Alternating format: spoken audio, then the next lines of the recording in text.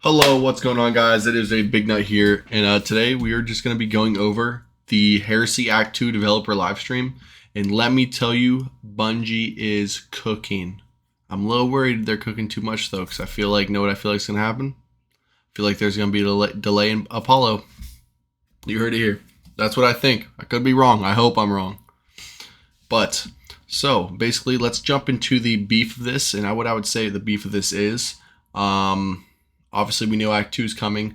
We have right here the Court of Blades. That's going to be the Act 2 activity. There's going to be a normal mode and an expert mode with these two activities. Actually, what we're going to do real quick is turn off this face cam for you and just let you focus on the game. So, yeah, you're going to hear me talking a little bit. We're going to turn off this. We're going to turn off this and this. But yeah, so basically what's going on here is we got this activity, Court of Blades. It's like a little boss gauntlet. It's just bosses after bosses after bosses. There's going to be a lot of different augments like they were announcing inside of the live stream. Let's turn this back on, actually. Don't know why I turned it off. I decided I didn't like it. But as you can see here, they have, right now we have a General of the Dread, and there's the countdown you have at the top of the screen right here. Then we got, moving forward, it shows some of the weapons coming to Act 2, which is the bow, the glaive, and the sidearm. And also the fusion. Those are the main weapons coming to Act 2 for the actual seasonal episodic platform of this. Then coming more into Act 2, here's one of the weapons right here. I had timestamps. I'm not even following them. I literally had a notepad written down with all the timestamps, and I'm just not listening to it at all. Don't know why.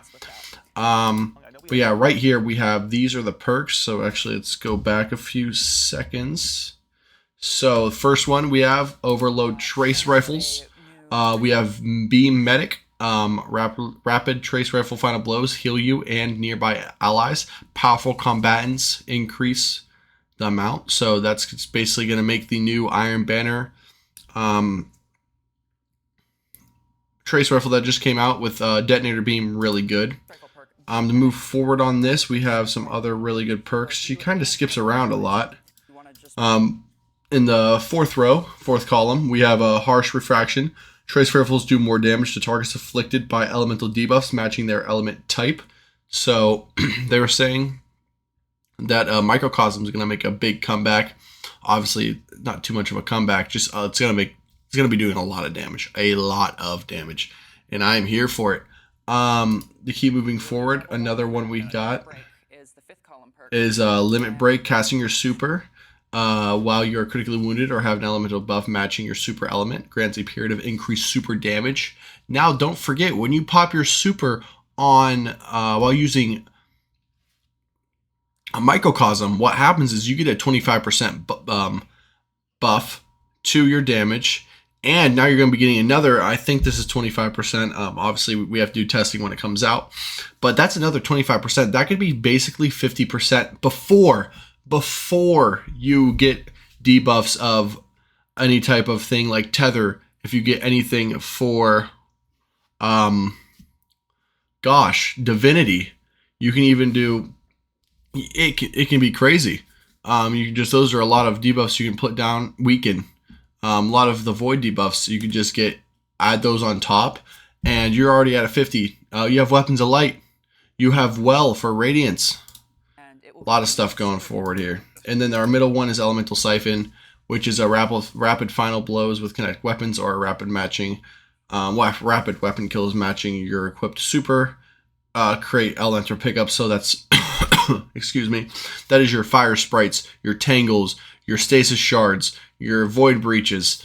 What's the last one? Arc traces, ionic traces, all those, everything like that. That would just basically be moving you forward, just pushing this way more in. And you can also boost this with your artifact. And then what they were saying too is the last column coming in Act 3 is actually gonna be that's just gonna be strictly for rocket launchers. As she was saying, you could basically use a rocket launcher and make it so you don't have to reload it yourself. It does auto reloading for you, so that's a big thing. Next big thing coming around that's coming back is going to be Guardian Games. That's going to be starting at the beginning of Act 2. So next Tuesday reset, which I believe that is, what's the day? The 4th. So that will be the 11th. The 11th when Act 2 drops, Guardian Games will also be dropping. So that'll be pretty fun. A lot of people like to log in for that. They do have this cool shirt right here that's going to be shown during Guardian Games, which I'm a-okay with. Who knows? I might buy it. I got some stuff I could do. I might be able to get it. Who knows? Now this right here is where we get into the beef of the live stream, in my opinion. But this is why I'm nervous. You'll see. So right here we have this thing called. We're actually just gonna do this. We have this thing that they're bringing called the Rite of the Nine. And what the Rite of the Nine is basically a dungeon gauntlet and mini dungeon pantheon, as they were trying to say it but not say it. So we have Spire the Watcher coming back. Oh my gosh, Spire the Watcher. Part of this event, that's going to be Prophecy, of course, because Prophecy, 9 associations, but also Spire of the Watcher and Ghost of the Deep. So Prophecy, Spire of the Watcher, Ghost of the Deep. That's what's going to be coming back. These 3 dungeons, you know, we've seen a lot of reaction, positive reaction to the contest modes for our new dungeons as they've come out. And we were thinking, you know, what would it be like if we were able to go back to our older dungeons and experience that kind of level of challenge and see how things play out in, you know, these older dungeons with some tweaks and some tuning and some... Which I'm here for it. I'm here for it. Like that, to really like bring the challenge up to kind of contest mode levels, right? So we're like, okay, we got this... One thing they're bringing back is... Notice that this is the 3rd Spire social space. Another social space they're bringing back from year 1 of Destiny, the 3rd Spire, where you got to go talk to the emissary. The emissary is going to be a vendor. PvP event. Yeah. But it's been a while. One thing you can see in the background over here, around this area, every week. So this is going to, I think what they were saying, this is going to be 3 weeks long. With Spire the Watcher being, so as you can see in the background, you see the Spire the Watcher tower. So that means Spire the Watcher is the active dungeon for that week. And they'll obviously do something for Ghost of the Deep and Prophecy. And they're also reworking the entire weapons for the dungeon. So as you can see in the background right here, we have weapons back here. They also have new looks for them. We're going to be able to get up to here, obviously. Thank you, Gemini. See. I appreciate the introduction. So the and different columns and things like that. So that's all based on deaths. So instead of being based on kills or number right here, of, these are some of the new weapons. Phases or things like that. It's basically reworking the old weapons from these dungeons and just putting this Trials of the Nine, right. So or really just the 9. You to do here putting that on the gun and making it look a little bit cooler, and it gets a nice. So right here, this right here is the new one of the new traits that's going to be coming. Which is Gravity. Gravity Well. Reloading this weapon automatically gathers nearby ammo. That will be huge for primary weapons. Say you have a boss fight that's going to be happening. Atheon. You kill a whole bunch of harpies or supplicants right by Atheon. You have ammo down there and you don't want to back up because you're really close using Lord of Wolves. Lord of Wolves is pretty big right now being used.